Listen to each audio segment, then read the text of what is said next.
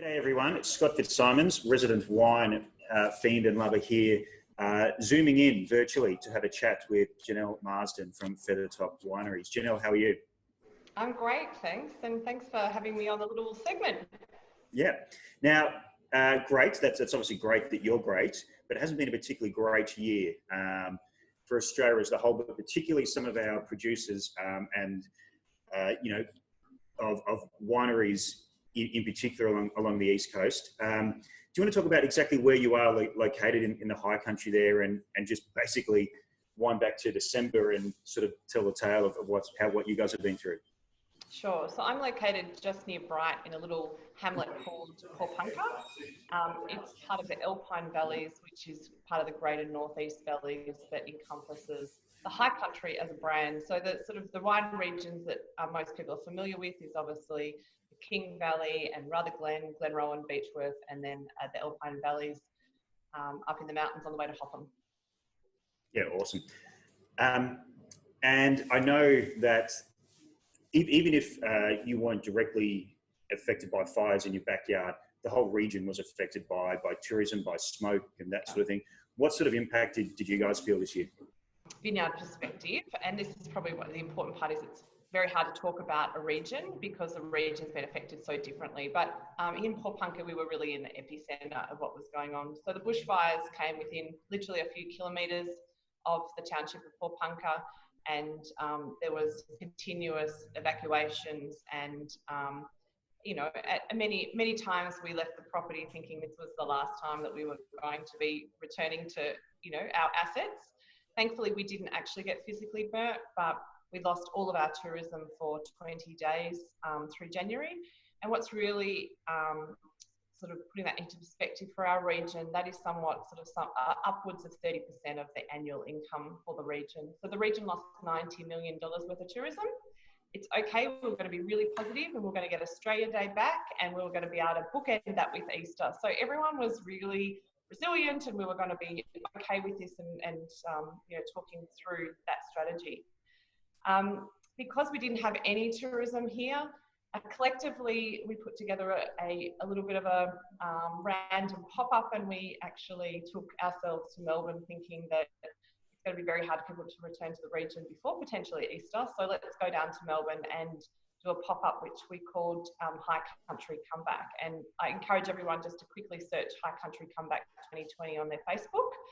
That got together 100 vendors. We packed our cars, we went to Melbourne, and we put on an event at the Timber Yard. We took $500,000 worth of income that day for operators, which was just like, I cannot tell you the phenomenal difference that meant for everyone. So we were super excited about that strategy. Melbourne's not going to be able to come to us for a while, but we're going to keep coming to Melbourne and the likes. Well, then there was this thing called COVID-19. And by then we were all super, engaged in selling our produce to Melbourne. And we had a couple of pop-up stores with the city of Port Phillip, and then that all ended. So we've got a new strategy now. We're not lying down. Yeah. So with the High Country pop-up, is that now pivoted exclusively to online? Like, is there places on the Facebook that people can log on to go and find out where they can buy wines and all that sort of thing? Yep. So most people tonight will have had a prompt when they bought their ticket to see whether they want to buy a mystery High Country pack. And at the moment, our focus is sort of showcasing the best of the region under this sort of initiative, and then also directing people back to our individual websites for online sales, because the ability for us to get a really large e-commerce site up will take some time. But at the moment, here's the best of the best being produced under that High Country mystery pack. And we just wanted it to be that. We knew that we were confident with what was in the pack, 2 reds, 2 whites and 4 beers, and get it delivered and get that out. So that's been amazing because people aren't shopping by, that's my favourite brand or that's my favourite varietal. This is just an educational and an engagement with the region, and all of that money is going back to the High Country and those operators. So there's no organisation selling that wine, it's just us collectively. Yeah, it's actually one of my favourite wine regions. If people aren't overly familiar with it, I think one of the things that stands out for me is when you obviously you got probably Beechworth and then Brighton and your surrounds. There's a lot of different aspects, a lot of different soil types, and it favours certain types of grapes, but also gives the opportunity to maybe see a grape varietal that you think in a different light. Yeah. Where do you guys sit in that sort of soil climate? Yeah, so we're at 300 metres above sea level, and so definitely cool climate, and originally focused on that crisp white varietals when, the trend of might have been looking at heavier reds, but obviously we've got 22 alternative emerging varietals for Australia, and internationally, if you pick the high country or northeast region, pretty much all of those international climates are represented in this region. So it is a really great way to taste wines that are our versions of wines from Malbec and Sardinia and all those sort of world tours. So we've been encouraging everyone to go on their global tour via interesting varietals from the region. Yeah. I mean, I know there's firstly a lot like some great Gamay that are in that sort of Beaujolais style. But also there's been some great Grenache as well from there, and also Central Victoria in the last couple of years. Yeah, and I think we're sort of, becoming a bit of a spiritual home for Tempranillo here, and the region of King Valley really has heroed Prosecco and a lot of other Italian varietals. And I think, I was only saying to someone today, we've been working for 20 years on this collective, probably longer, before me, so don't take away what's been happening for the decades before that. But, especially in the last decade or two, we've been really working hard as a region to work together and do that collective promotion. And I just, I want to thank the region for stepping up to this, because it's been a lot of trust and it's been a lot of nimbleness to get ourselves there. And it's been a lot of fun in a really difficult time. And we lost all of our vintage for 2020, and, it's going to be another year before we get a vintage, and we've only got a small precious amount of wine in stock from previous vintages. So we're all very partial and protective of our wine, wanting them to go to good homes. Yeah, it was actually something I was going to touch upon, whether there was anything salvageable from the 2020 vintage. Obviously, there's fire burning through, but also smoke taint just hanging over everything. Will we see any 2020 vintages from the region, do you think? Yeah. So there are some small pockets, and it's very localised. I mean, we're learning more and more about smoke taint internationally, and I think this year Australia's really drawn on sort of the last sort of from 2003 to 2006 fires, and obviously knowledge for doing testing. So back in 2003 and 2006, it was intuitive and obviously tasting and smelling wines and trying to do micro ferments. We did all that this year, but we also had the advantage of the technical testing, and the technical testing showed that our particular region was 7 times the threshold of being able to see those components. Other regions, only 40 kilometres away from us, have escaped that based on the varietal and when the varietal ripens. So it can't be blanket. No one had our vintage, and we trust that our region will only release wines that they're very confident that don't have smoke taint, because none of the industry want to do that either. So we're lucky to have some larger brands in our region that have that experience and that knowledge and a lot more skills within house to be able to draw upon. And the region has worked together again in that example to make sure that we're only going to be making wines that are smoke free. I mean, as you sort of touched on there, smoke taint is not a new thing, but it's something we're still learning about. For people playing at home, at what point do you make that decision? And, pouring wine down the drain, whether it's in grape form or bottle form, is still one of my, I lose sleep over that sort of stuff. How long do you go down the process? Because obviously that, costs money and man hours and that sort of thing before you make the call. How early on were you able to do that? So your gut feel against the technical data probably was the difference of about 6 weeks. So for the 6 weeks before, we were very doubtful that we would get a vintage here at Feathertop, but it took the remaining 6 weeks not only to take the vintage through to what would be the point in time that we'd be picking, do the micro ferments and do the technical testing to confirm that there was no future. Some wineries have chosen to make some ferments for educational or research purposes to try and understand a little bit more, or try to see if there's some technology that might remove that.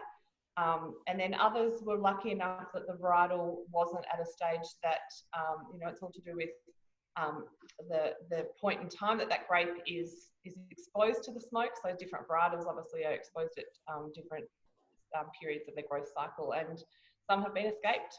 So they'll be very treasured wines if you get on any of them. And like I said before, I need to reiterate that I'm confident that the region won't be releasing those wines. So it's very palatable if you want to taste a micro ferment with smoked taint, even at that early stages. And often they say over time it becomes a lot worse. It is like eating the burnt ends off of a piece of bacon while licking an ashtray. Yeah, it's actually quite not the wine label you want to have.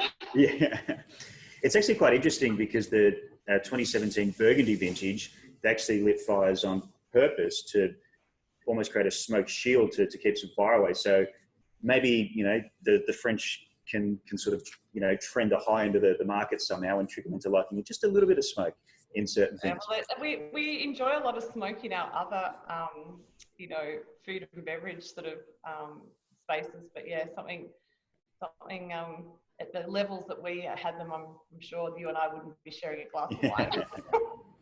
Yeah, not early in the night at least. No. One of the things that sort of struck me about the fires, and we touched it on very early, is that tourism stopped on a dime, essentially.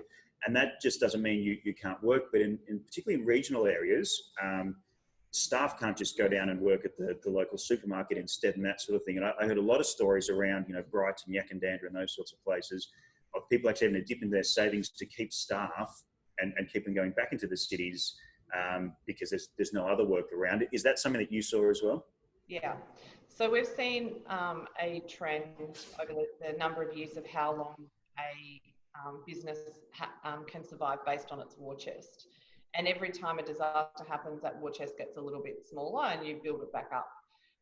Disaster recoveries seem to be a decade, and there's a lot of world research, whether it's a major flood or fire, that takes a decade for economy to recover. In Bright, a lot of businesses and the region, a lot of businesses tried to hold on, believing they were going to get Australia Day. We as a business made that decision a whole lot earlier, and I think that was just based on having been through that experience a couple of times before. But Australia Day didn't happen, and we didn't have tourism for Australia Day. It was going to be a long haul to get to Easter. So a lot of employment went out of the region and went to Melbourne and tried to pick up work. And then, like we said, it was only a matter of weeks and COVID-19 started, and we were all, you know, and shut down overnight. I mean, I own a local pub with some other people as well, and I was there talking to chefs on the Saturday night going, we're going to think about takeaway, we're going to be, you know, innovative, we're going to think about how we're going to do this differently. I'm really confident, like, let's do this. And the announcements all came out on that 23rd of March, and I looked at it, and with a population of 500 people and the likelihood of takeaway, the volume of takeaway meals and social distancing, and we couldn't do it. So, you know, the pub's closed and we've sold off our stock, and we're just waiting until such time as we can reopen. And this time last year, probably had, you know, somewhere close to 50 staff involved with our businesses, and I've got 3.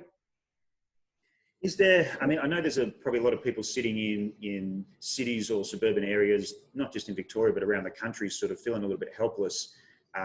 Obviously, with, like, you know, initiatives like the High Country Comeback, you can go and buy that stock and help directly.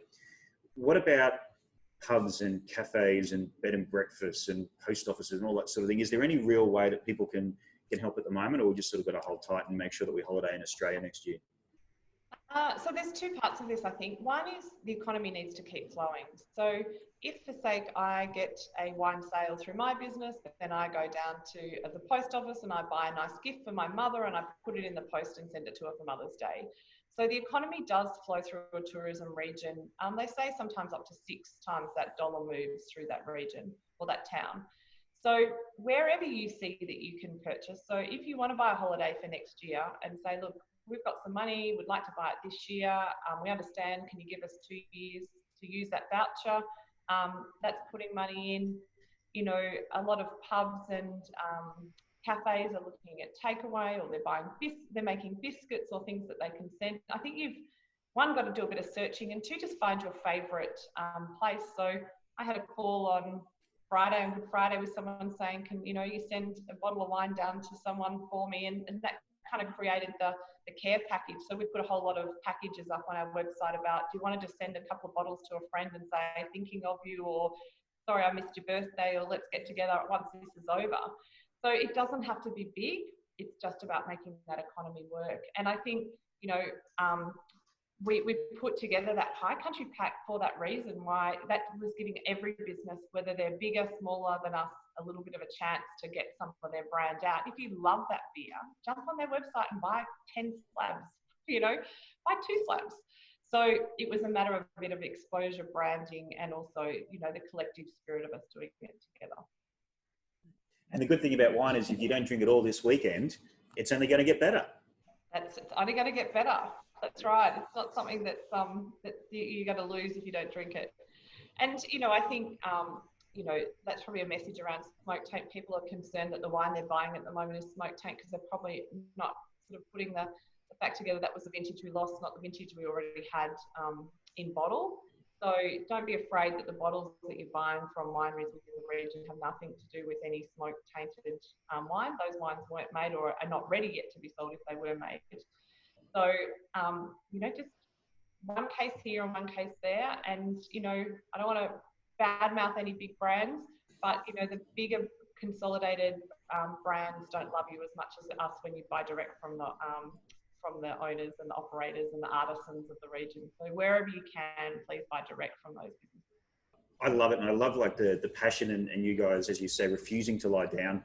And if we, you know, try and be positive and silver linings, instead of just going to the local chain store, maybe it's an opportunity to go to an independent, or go to direct and actually build those relationships with wineries, breweries, distilleries, olive groves, like everything around.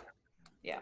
And where we can, we're going to be trying to put together some larger hampers, and some of the operators within our region are putting hampers together that we'll promote through our Facebook site as well, so that if you want a Mother's Day hamper or an olive oil hamper or the likes, we're sort of trying to fit to those markets. So you can at least have some, rather than spend your $200 on going out for dinner on Saturday night, buying in and have some nice experiences at home.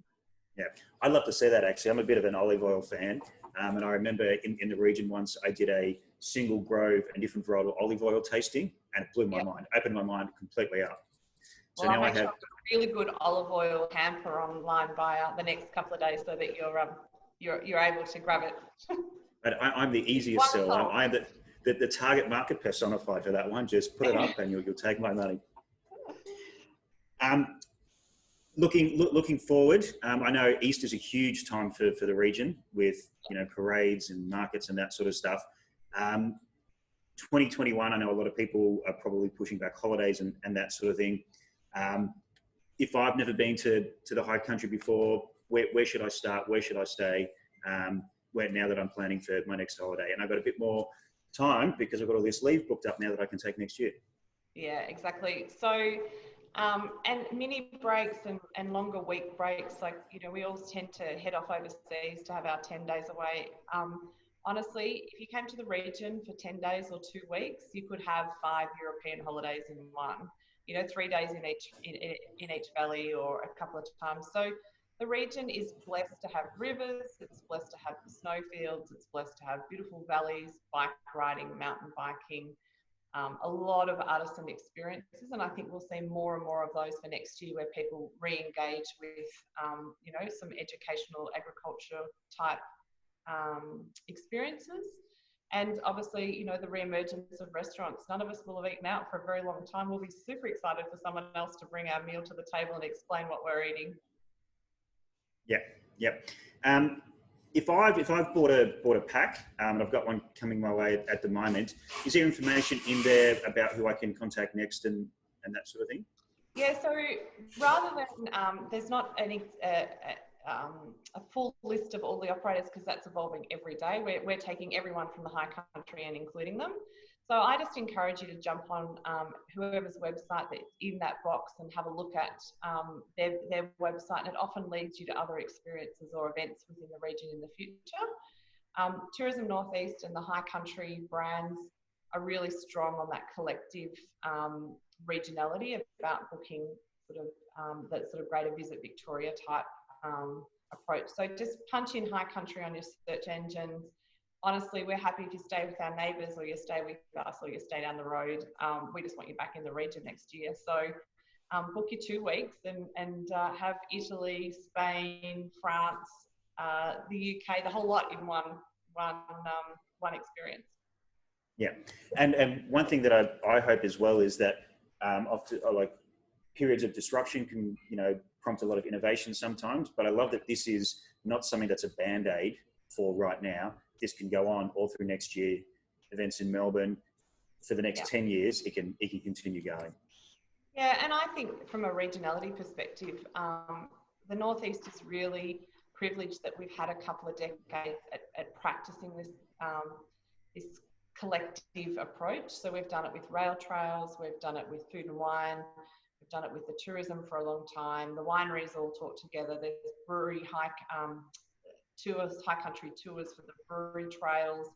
There's a lot of examples where we have put that framework together, and what we've been able to do is go back onto that foundation and build it further. And the maturity around being online, I think has really paid dividends, because we had no other choice for Feathertop to get Nick Toy, our winemaker, online doing virtual cellar door tastings, and doing our first Facebook Live drinks last Friday night. Now, I'm in the demographic that should know all that and should be able to just turn my hand to that. But we were, pressing buttons, trying to get our Facebook Live up and running, and so it does take a little bit of encouragement. And I just say, laugh at yourself trying to do it. Don't take yourself too serious. Refilm it if you need to. And I think just the other message I have for people is, business is super tough, so be gentle on each other. There will be a lot of businesses that decide for one reason or another not to continue. This is where we respect each other and help each other, not, have the tall poppy mentality that sometimes comes out, because, geez, it's hard for all of us. Get in there and support each other. Yeah, I agree. I think we have to make sure that this brings out the best in us, not the worst in us as a community. One thing I will say is, when you do take your bike to the region, go on the rail trails first, because some of those mountains are pretty tough. You want to do a bit of practice before you tackle some of them. So Delivered Live's a great initiative, and a lot of people have bought virtual tickets in the lead up. One of the great things about going live on the internet is a lot of people will be tripping over this right now. If they want to get involved and want to buy a ticket, how can they do that? So at the moment, if you're online, jump on to OzTix, and you'll be prompted when you buy a ticket for this concert. You can actually then buy a High Country mystery pack. Alternatively, you can jump on our website at feathertopwinery.com.au and follow the prompt to the shops and the specials, and you'll see the High Country pack there, and some other packs of ours as well. So please encourage you to grab one and get it ready for next Saturday night's Delivered Live, so you can have a variety of High Country drinks and beverages at your concert.